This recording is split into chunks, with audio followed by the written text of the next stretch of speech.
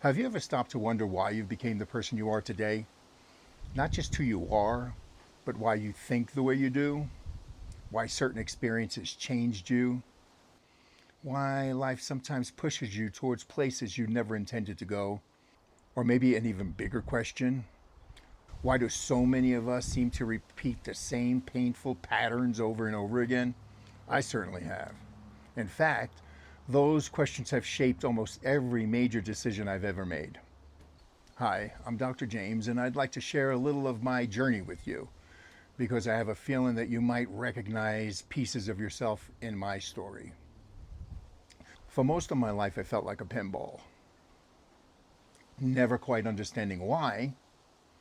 And if I'm being completely honest, I spent years blaming other people for my circumstances, for my disappointments, for the setbacks, for the mess I found myself in. Yeah, I played the victim, and I got really good at it. And the strange thing was, life kept giving me evidence that I was right. Every failed relationship, every disappointment, every setback, every door that closed seemed to reinforce the story I was already telling myself about the world. Until eventually, I found myself in one of the darkest periods of my life. I was exhausted physically, mentally, and emotionally. Nothing I tried ever seemed to work anymore.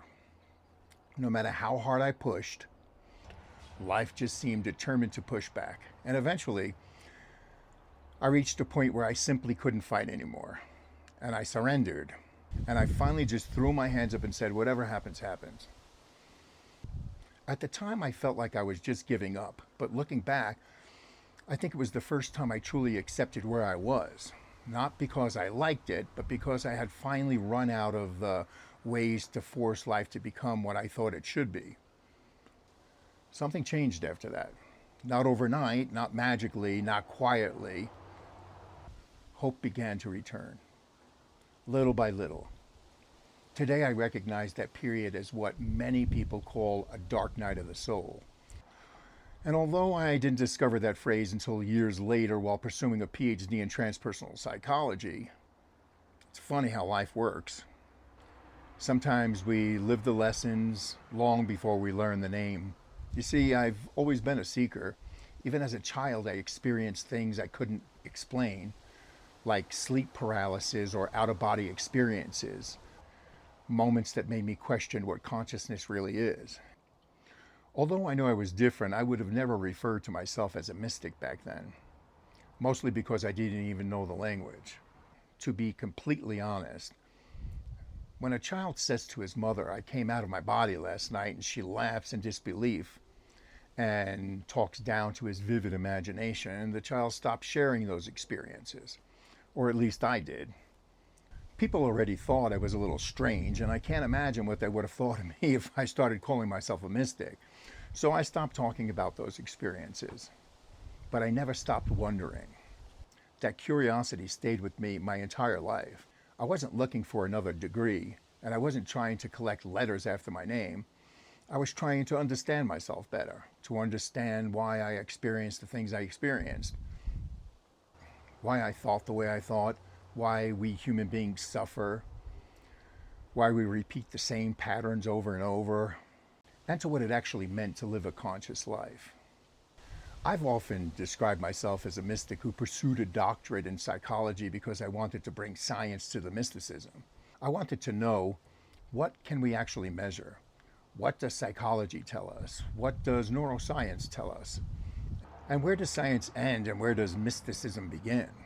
Not everyone will agree with my conclusions, and honestly, that's okay. This channel isn't about convincing you to believe what I believe, it's about exploring the questions together. Because I don't believe most of us were ever taught how to understand ourselves.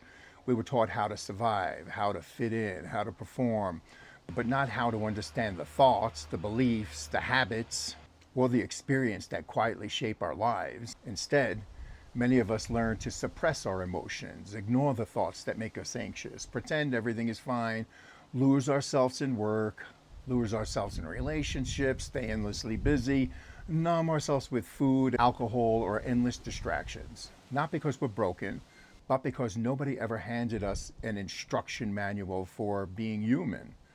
Thankfully, more and more people are beginning to wake up to these patterns. People who genuinely want to understand themselves, rather than spend their lives running from themselves. If that's you, I think we have something in common. Somewhere along my own journey, something unexpected happened. I realized that everything I'd been through, the setbacks, the pain, the failures, questions, the years of searching, hadn't been random. They had been preparing me to have conversations like this one. And that's why I created the Inward Connection. This is a place where psychology and spirituality are welcome to have a conversation, where science and lived experience are both allowed to have a seat at the table. Sometimes we'll explore research, sometimes we'll explore consciousness. Sometimes we'll talk about relationships or the extraordinary experiences that people have, but are often afraid to talk about.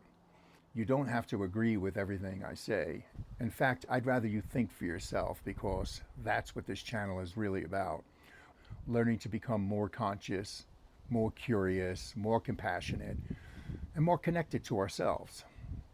So let me ask you the same question I asked you at the beginning.